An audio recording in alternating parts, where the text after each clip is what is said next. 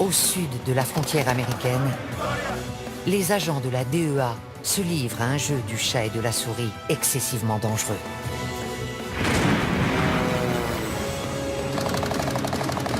Dans toute l'Amérique centrale, ces flics d'élite combattent les cartels. On n'a jamais vu ce genre de bateau. Le flot de cocaïne d'inonder le marché nord-américain. Il y en a une sacrée quantité. Il en sort de partout. Face à eux, un ennemi ingénieux et brutal.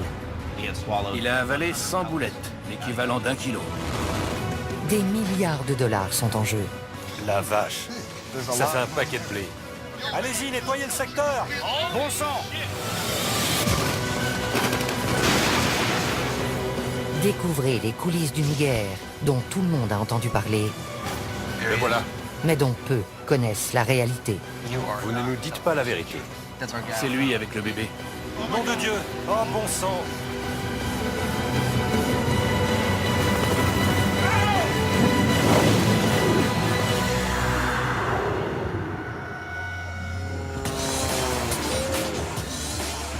Chaque année, la Colombie expédie près de 450 tonnes de cocaïne vers le nord.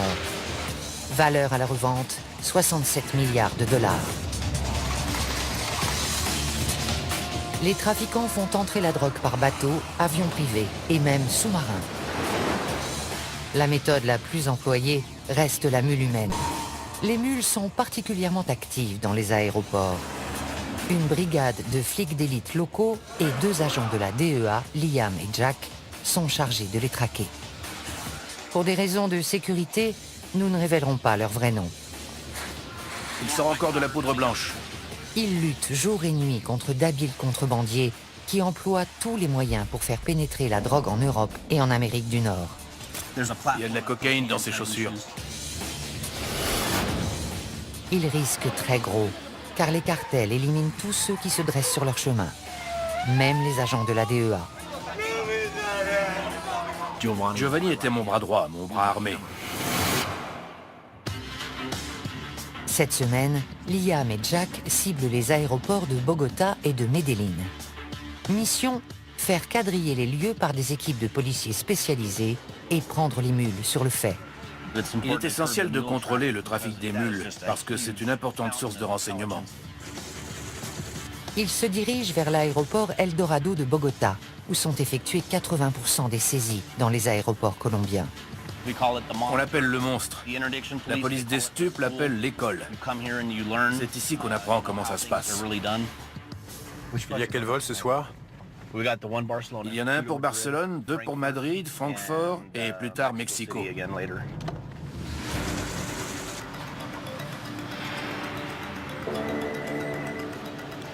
Allô? Ok, t'es où? On est en train d'arriver. Salut. Un chien a repéré un sac suspect et la police a isolé un ressortissant italien et ses bagages dans une zone sécurisée. Ils sont sûrs qu'il y a de la coke dedans, alors ils les ont mis sous clé.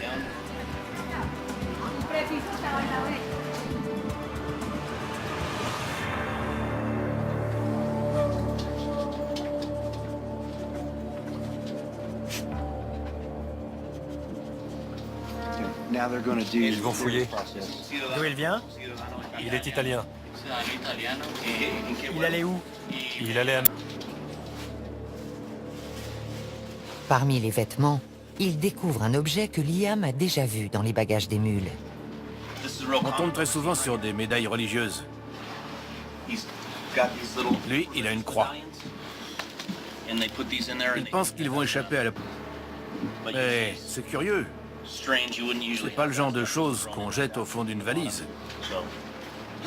C'est une protection? Pour que Dieu veille sur moi pendant le voyage. J'allais être avec ma petite amie.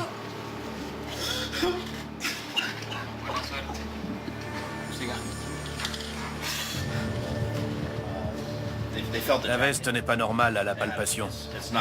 Il y a quelque chose de lourd dans la doublure.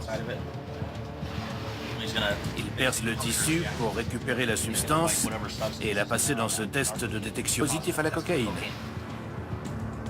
Dans ce cas, Le jeune Italien sera arrêté et passera les 3 prochaines années dans une prison colombienne. Voilà. Test positif à la cocaïne. Positif.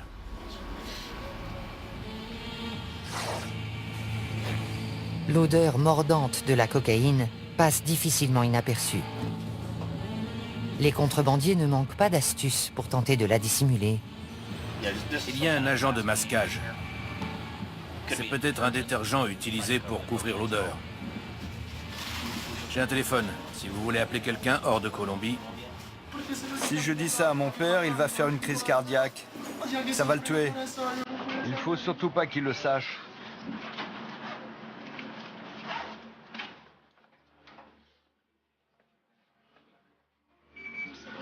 Je suis arrivé en Colombie le mois dernier avec ma petite amie. Elle est enceinte.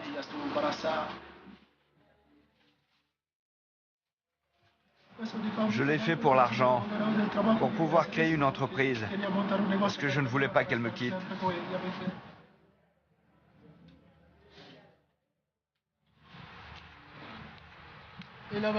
C'est elle qui avait organisé cette folie. Elle voulait qu'on passe notre vie ensemble. la tendance est aux ressortissants étrangers en Colombie. Ils se mettent avec des Colombiennes et elles les poussent à faire de la contrebande de drogue. Je ne sais pas pourquoi, mais ils acceptent. Ils plongent tête baissée. J'ai perdu la tête. On peut perdre la tête pour une femme. Moi, je l'ai perdue pour elle. Il y a une seule femme qui vaut que tu perdes la tête. C'est ta mère.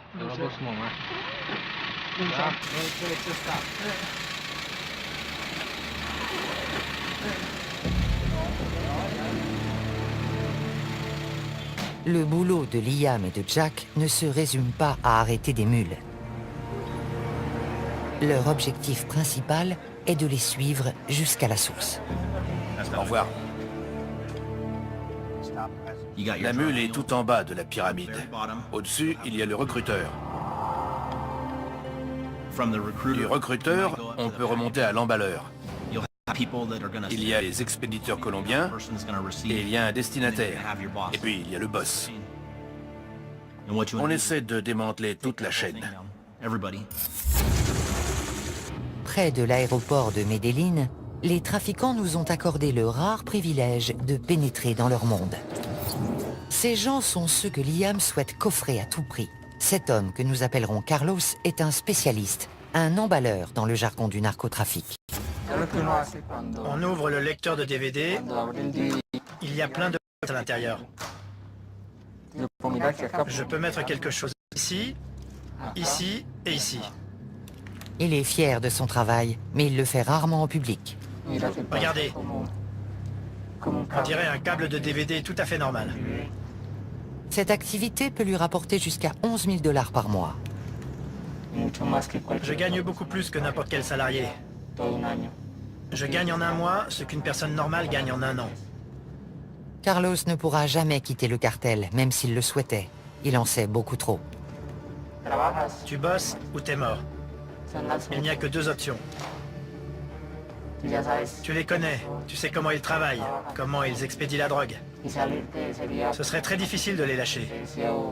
Tu fais ton boulot et tu la fermes, c'est mieux.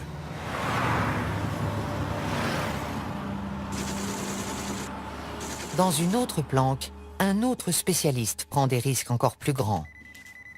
C'est une mule que nous nommerons José. Allô?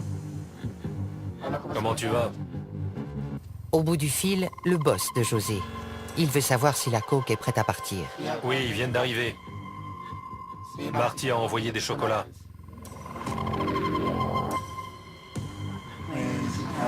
Pour pouvoir survivre, je transporte de la drogue. Je la transporte par avion, dans mon jean.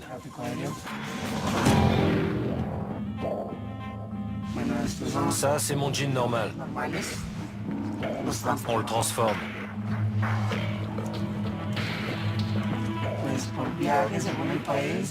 Je gagne entre 8 000 et 9 000 $ par voyage.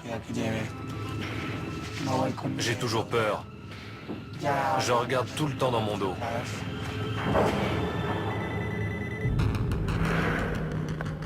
Un autre appel. Cette fois, ce sont les directives. Ils te veulent y aller. Et si tu es prêt mentalement, ils te font répéter ce que tu vas dire, ce que tu vas faire, pourquoi tu voyages. Tu connais ton rôle quand tu arrives à l'aéroport.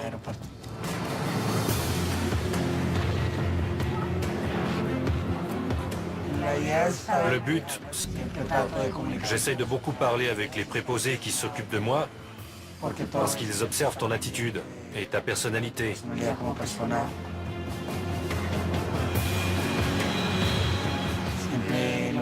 Ma mère vient m'attendre à l'aéroport. Et quand j'arrive, elle me serre dans ses bras et elle m'embrasse. Ce n'est pas facile pour elle. Ce n'est pas normal. Ma mère est une femme bien.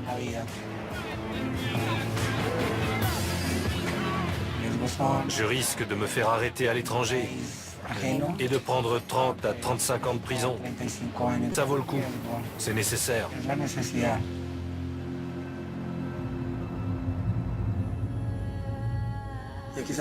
Je le fais pour ma mère, pour mon frère, pour mes études.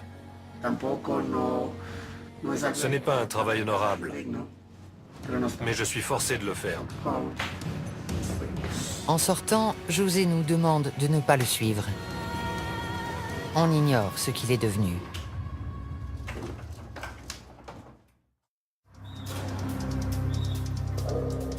Au terminal de fret de l'aéroport de Bogota, les agents de la DEA et leurs collègues colombiens viennent de découvrir de la cocaïne dissimulée dans un colis d'aspect anodin.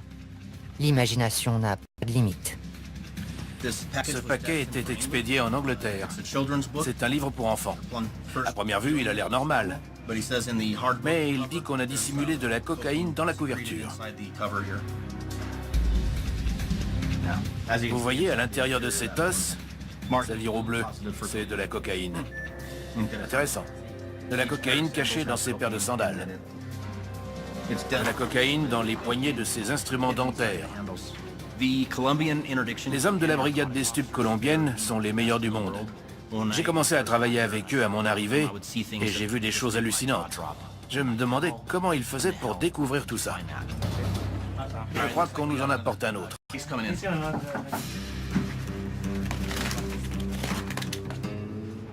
C'est un carton de déodorant à billes à destination de l'Espagne. Et les flics étaient soupçonneux. Je suis d'accord, ça n'a pas de sens. Je pense qu'il y a un petit réservoir ici contenant du vrai déodorant et un double fond dessous rempli de cocaïne liquide. Je vais passer pour un crétin si je me trompe. Mais d'après mon expérience, je dois être dans le vrai. Perce un petit trou ici. Liquide?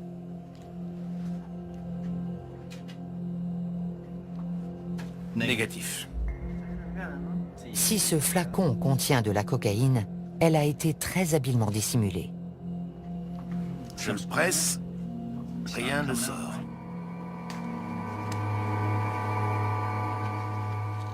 Bleu, positif, cocaïne. Il y a bien de la cocaïne, comme je l'avais dit. Je me sens moins bête. C'est de la cocaïne liquide. Encore un point pour les flics. J'aime la chasse. Une bonne journée pour moi, c'est avoir des informations et remonter la piste.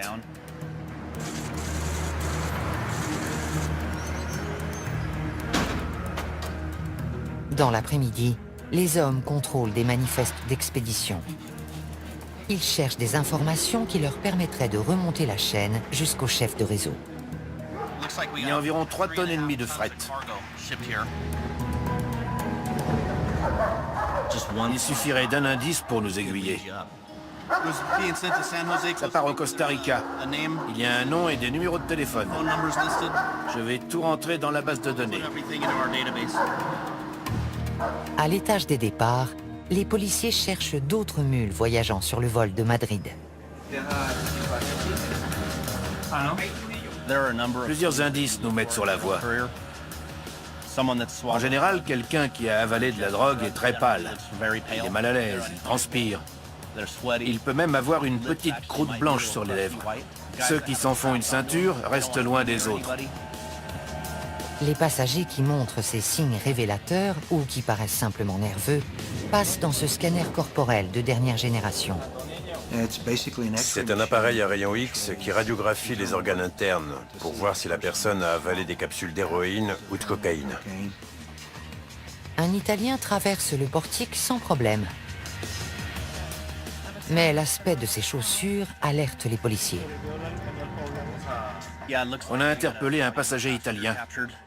Veuillez retirer vos chaussures, monsieur.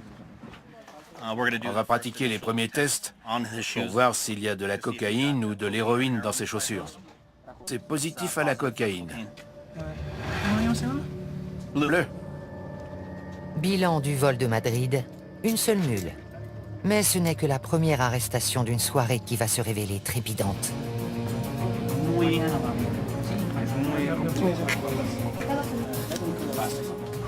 Il pèse très lourd. Trop lourd.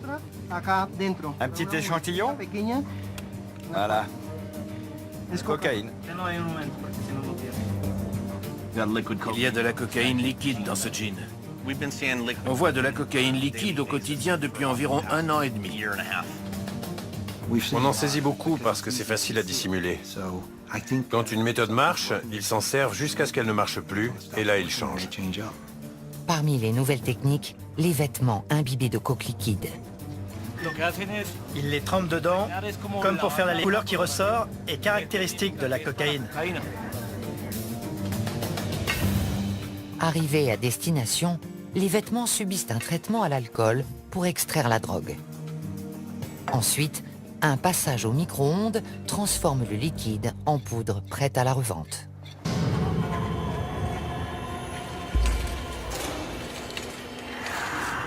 Toutes les formes de contrebande sont risquées, mais la méthode la plus dangereuse est celle des bouletteux.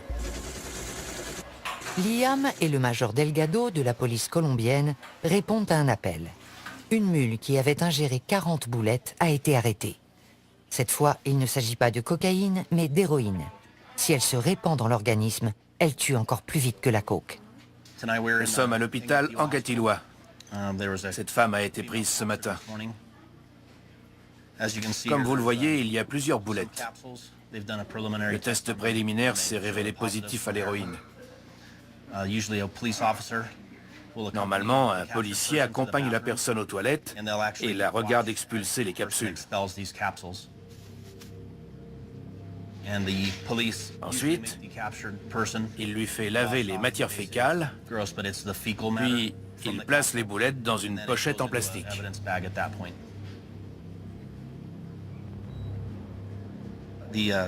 La femme dit qu'elle a avalé 40 capsules. Jusqu'à présent, elle en a expulsé 36. Il en reste 4.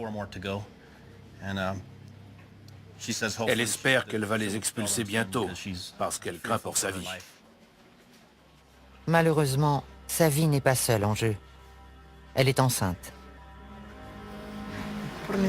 J'étais obligée de le faire. Je suis au chômage et j'ai besoin d'argent pour nourrir mes enfants.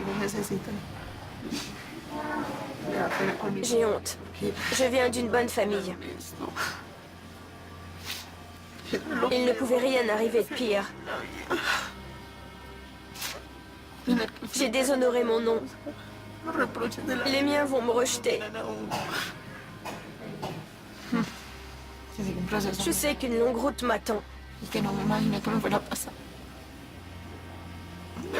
Je m'inquiète pour mes enfants. J'ai fait ça pour eux. Liam a entendu des centaines d'histoires tragiques, de mauvaises décisions prises pour de l'argent facile. Ils peuvent se faire beaucoup d'argent. S'ils réfléchissent à court terme, ils trouvent que ça vaut la peine. Ils pensent qu'ils ne se feront pas arrêter. Mais on les prend à tous les coups. Ça ne vaut pas la peine. Ils peuvent y laisser la liberté ou même la vie. Mais pour ceux qui les emploient, les bouletteux ne valent que le produit qu'ils transportent. Pour préparer la cocaïne à être ingérée, elle doit être emballée dans des capsules de préservatifs.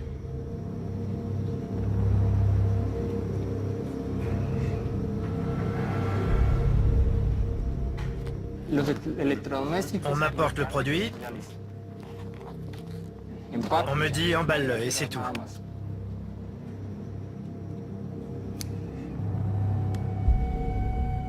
Je ne sais pas qui le transporte.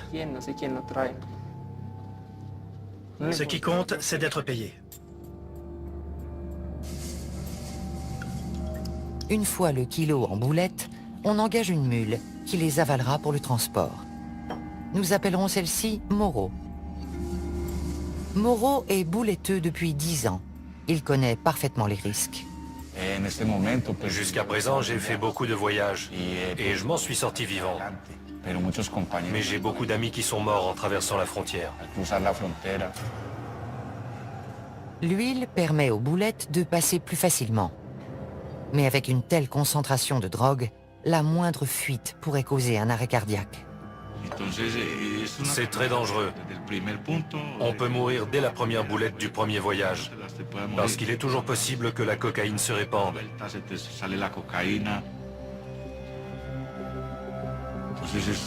C'est le métier de la mort. Quand on part, on ne sait jamais si on va arriver en vie. Ça me terrifie. Vraiment. Les horreurs du narcotrafic ne se limitent pas aux mules. On compte aussi d'innombrables victimes parmi la population et la police colombienne. Une réalité qui frappe Liam et Jack de plein fouet. Ils viennent d'apprendre qu'un de leurs plus proches collègues a été assassiné au cours d'une rencontre avec un informateur à Medellín. Il s'appelait Giovanni. J'étais très proche de lui, c'est dur.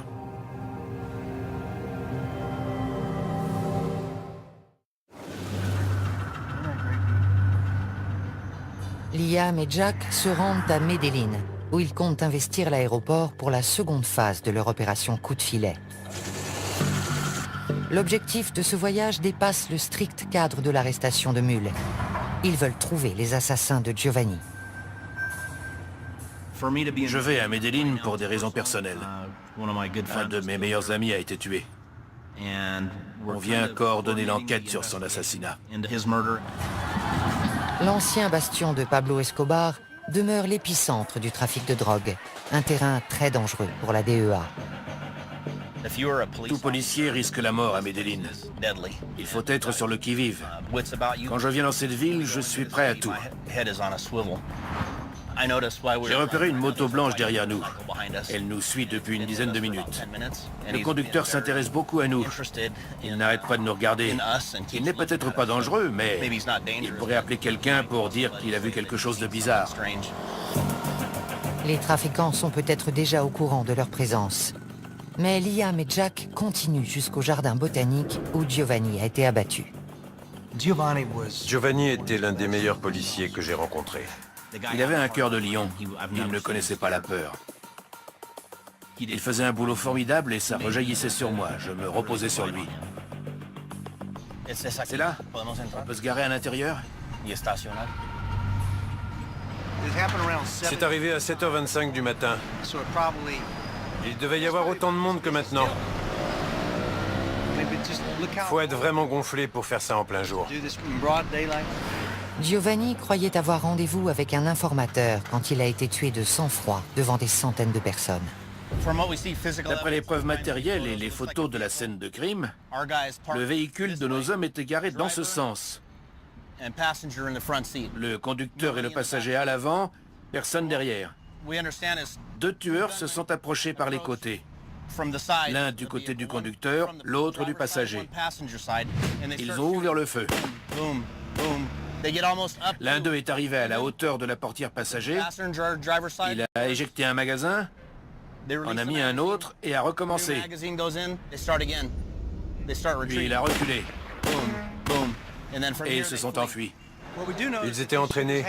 Ils avaient une expérience militaire vu la façon dont ils se sont approchés du véhicule et dont ils tenaient leur arme. Ils la tenaient pas comme des gangsters. C'était pas leur premier assassinat. Ils vont ratisser le quartier en quête de renseignements. On doit aller à plusieurs endroits, mais vous ne devez pas vous montrer. Est-ce être présent ce jour-là? D'autres gens qui sont souvent dans le coin. Peut-être. Vous devriez aller voir par là. Est-ce que la police a demandé la vidéo de surveillance? C'était là. L'homme à qui il parle a une vue parfaite sur la scène de crime. Mais il prenait sa douche au moment clé. Personne ne sait quoi que ce soit sur l'assassinat. Il y avait des yeux partout, mais personne n'a rien vu. Pour nous, cela signifie que la Oficina contrôle le quartier. La Oficina de Envigado est un syndicat de tueurs à gages, le groupe le plus meurtrier de Colombie.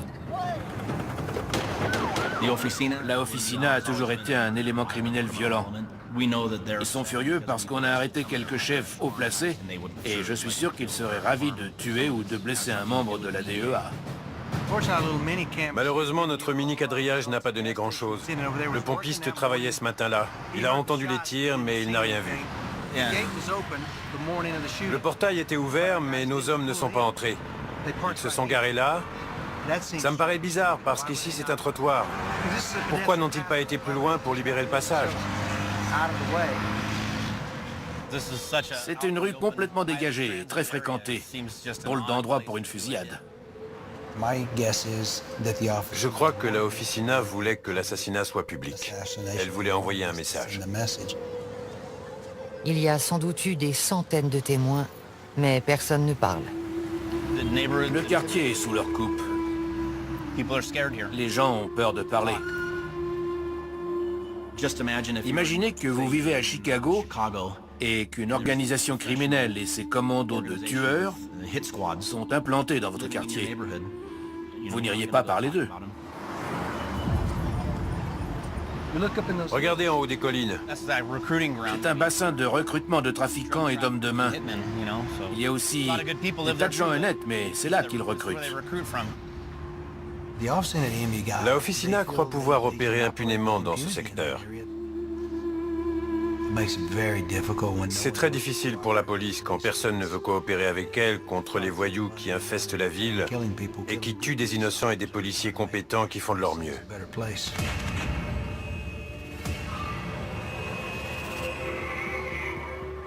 Caché dans ces collines, un tueur à la solde d'un cartel a accepté de nous confier sa vision de la guerre en cours. Il se prépare pour son prochain contrat, qui ne lui rapportera que 400 $. J'avais 16 ans quand j'ai commencé. J'ai grandi dans un quartier où il était courant de tomber sur un cadavre dès qu'on sortait de chez soi le matin.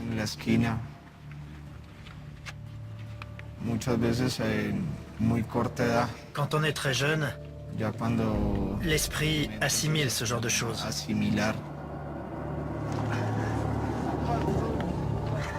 Ce n'est pas une excuse. Venir d'un quartier défavorisé n'autorise pas à tuer. Comment peuvent-ils faire ça à d'autres êtres humains? Je ne comprends pas. Quand on tue quelqu'un, on n'a ni dignité ni mort.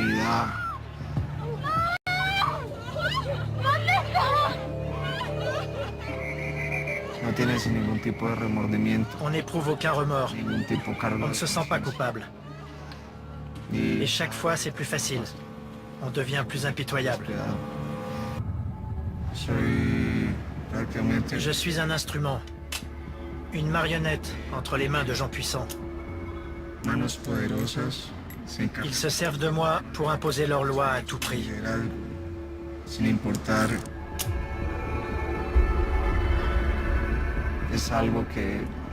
C'est quelque chose qu'on a dans le sang. Comme un fil dans un tissu. Quand on commence à tirer dessus, on ne s'arrête plus. Il n'y a pas de compassion.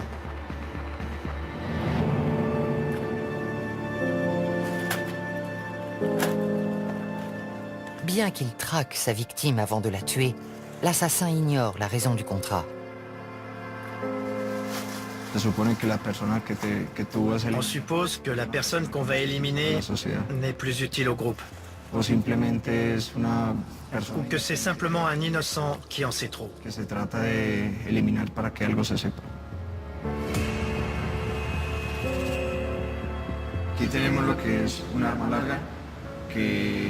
Ce fusil sert pour les boulots où on doit percer des gilets pare-balles. Avec le pistolet, on tire, puis on le cache.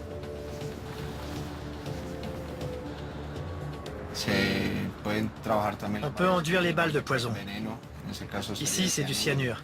Une simple éraflure sur la jambe entraîne la mort.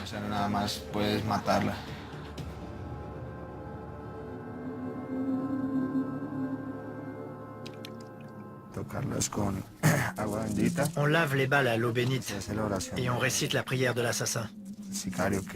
Que la divine fortune guide ces balles sacrées pour qu'elles donnent la mort sans faillir. Que cette mort soit sans violence, que la victime ne souffre pas. Amen. Des tueurs à gages qui disent des prières et qui se signent, pour moi, c'est de l'hypocrisie. Dire une prière pour aller tuer quelqu'un qui a des enfants, ça me fait penser à une brute. Seule une brute est capable de faire ça pour se rassurer. Avant de partir, le tueur dit aussi une prière pour lui-même. Pour la défense de mon âme et de mon corps. S'il y a des yeux, qu'ils ne me voient pas. S'il y a des mains, qu'elles ne me touchent pas. Que mon corps ne soit pas blessé. Que mon sang ne coule pas et que je ne perde pas mon âme.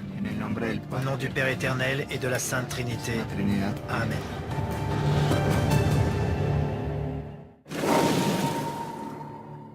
L'opération Coup de filet se poursuit toute la semaine à l'aéroport de Medellín. Une suspecte est dirigée vers le scanner corporel. Les rayons X montrent des images très bizarres, de taille et de forme identiques. Ce n'est pas normal pour des organes internes. C'est la première fois que je vois ça et j'ai vu des milliers de scans corporels. On dirait des entrailles d'extraterrestres. C'est très étrange. Une heure plus tard, Liam et Jack se rendent aux urgences pour prendre des nouvelles de la jeune femme, dont la vie est en danger. Elle a avalé 42 capsules. C'est de la cocaïne? De la cocaïne liquide, apparemment. Les capsules n'ont pas été emballées par un spécialiste. Elles sont pleines de poches d'air. Mortel. J'ai rarement vu des boulettes aussi mal faites. Elles sont pleines d'air, c'est dément. J'ai jamais vu ça. Normalement, on retire l'air parce que la température interne le dilate. J'espère qu'elle va les expulser, sinon il y a de fortes chances pour que ça se passe mal. Les poches d'air sont très dangereuses pour elle. Si l'air se dilate, les capsules explosent et elle mourra. Son organisme sera inondé de cocaïne liquide, elle fera un arrêt cardiaque et elle mourra très vite. Un chimiste de la police colombienne vient analyser le liquide contenu dans les boulettes. Plus la drogue est pure, plus le risque de décès est élevé. Vous avez déjà fait des tests sur ce genre de liquide? Oui. C'est nouveau pour moi. C'est la première fois que je le vois faire. Il utilise d'abord ces deux flacons. Ça devrait apparaître en jaune laiteux.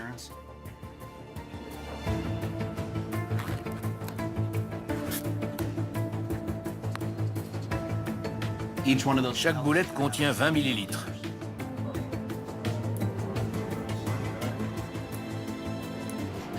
C'est présumé positif à la cocaïne.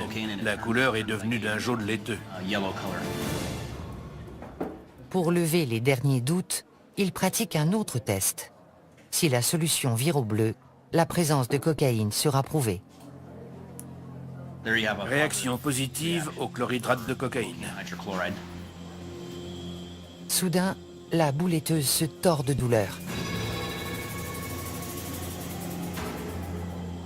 Tu ne te sens pas bien? Pas bien du tout. On t'a donné un laxatif? Oui, Tu as mal? j'ai très mal au ventre. Liam veut savoir pourquoi elle a fait ça. À cause du stress et du manque d'argent. Tout le monde fait des erreurs. Les plus démunis font des proies faciles pour les recruteurs de mules. Les gens qui l'ont engagé lui ont donné des capsules à avaler. Ils se fichent bien d'elle, ce qui compte c'est l'argent. La vie humaine n'a aucune valeur.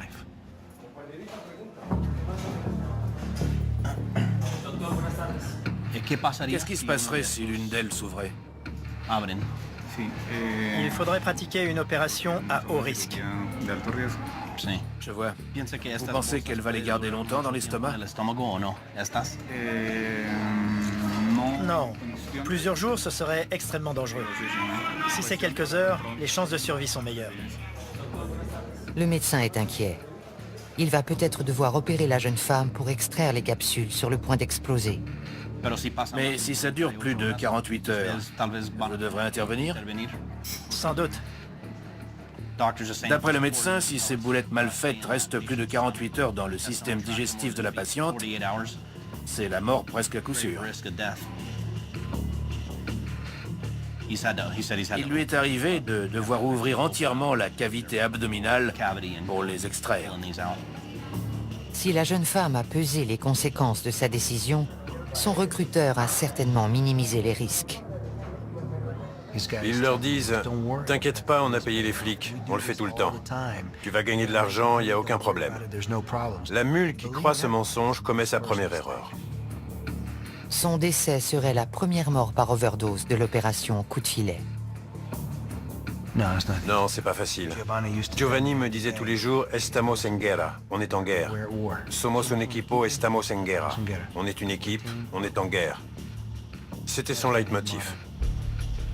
Ce soir, la guerre pourrait faire une nouvelle victime. Mais pour Liam et Jack, une petite victoire se profile. On a trouvé un témoin potentiel du meurtre de Giovanni.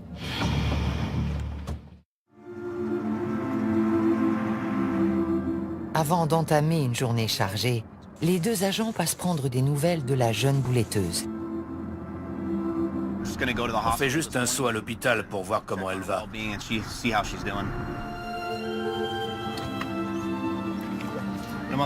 On voudrait parler à la jeune femme. Juste 5 minutes.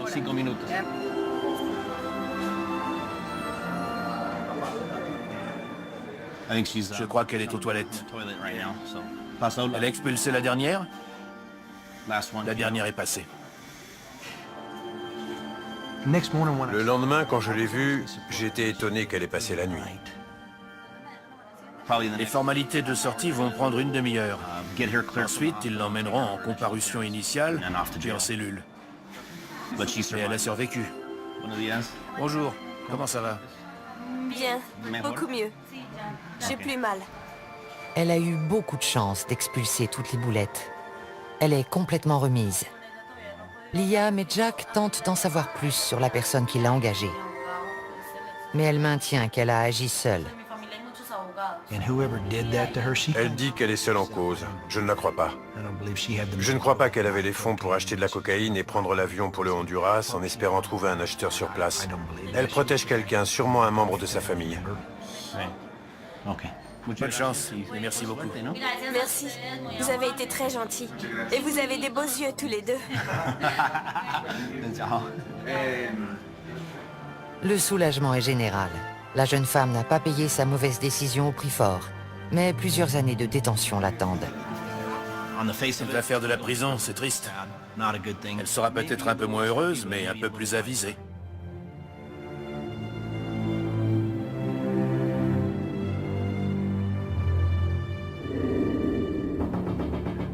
Dans l'après-midi, Liam et Jack apprennent qu'un coup de fil important a été intercepté. Ils pensent qu'il provient de l'un des organisateurs de l'assassinat de Giovanni. Il flippe complètement au téléphone. Il dit qu'on lui a tiré dessus. Ils se rendent à l'hôpital où l'homme est soigné. Pour Liam, on a voulu l'abattre à cause de ce qu'il sait. On va lui mettre les points sur les i. Tu sais que tu seras mort très bientôt. Si tu veux t'en sortir, on est là pour t'aider. La coopération de cet homme pourrait marquer un tournant décisif dans l'enquête. Franco, on va à l'hôpital. J'espère que cet individu va faire une déposition et identifier les gens qui ont tué Giovanni. On arrive à l'hôpital.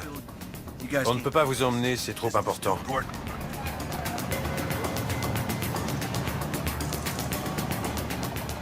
On voudrait l'interroger. Il vient d'être blessé.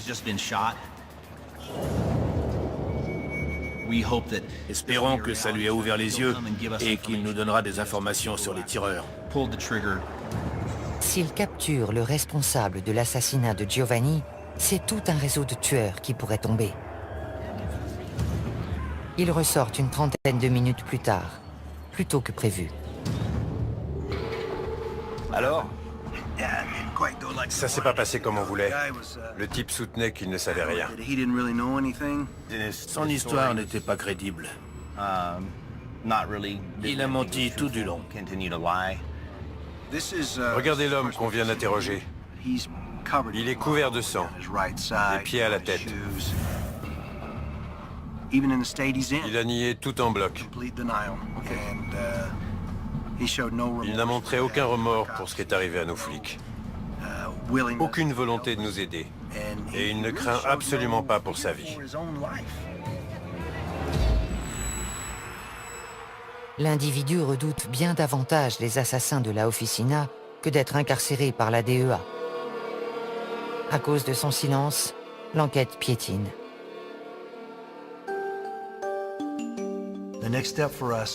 La prochaine étape consiste à demander un mandat d'arrêt pour cette personne. Qu'on le mette au moins derrière les barreaux, où on pourra le protéger. Car il est notre suspect principal, mais aussi notre témoin principal. On emploie toutes les méthodes d'investigation possibles. C'est ma façon de lui rendre hommage. J'essaye de résoudre l'affaire et je reste en contact avec sa veuve. C'est important. Il aurait fait pareil pour moi. On n'enquêtait pas sur la Officina de Envigado, mais maintenant on les a dans le collimateur. On n'oubliera pas, on ne laissera pas passer.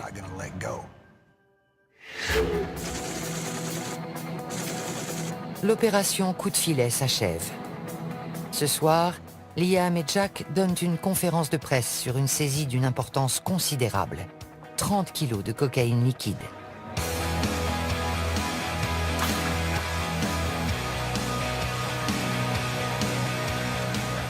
Chacun de ces sachets d'apparence anodine contient un ballon de la plus pure cocaïne liquide. Elle a été dissimulée avec art, mais c'est le boulot de la DEA. Vous avez essayé de ce côté? Non, je le sens au toucher. Pas à l'odeur. Ils sentent rien, mais eux, ils ont reniflé plus de cocaïne que moi. Si vous l'ouvrez normalement et que vous pressez dessus, il sentira de la mayonnaise ou du ketchup. Et vous ne sentirez pas la cocaïne. Mais dès que vous percez le sachet, l'odeur de la cocaïne couvre tout. Celui qui l'a emballé a fait du bon boulot pour la masquer. C'est une bonne méthode de contrebande. On a tout vu ici, dans le pantalon, les vêtements imbibés. Leur imagination en matière de cachette n'a pas de borne. Cette saisie est une victoire pour la DEA et ses collègues colombiens. Et alors même qu'ils se réjouissent, les trafiquants échafaudent de nouveaux plans et expédient des tonnes de drogue vers l'Amérique du Nord. On nous demande si ça vaut la peine, si on change quelque chose. Il n'y a pas de doute, on est efficace. La présence de la DEA en Colombie a réduit le trafic de drogue. Depuis mon arrivée, la sécurité publique s'est améliorée. L'économie et la population s'en trouvent mieux. Soldats dans une guerre d'une violence inouïe, confrontés à la puissance de milliards de dollars, Liam et Jack poursuivent le combat.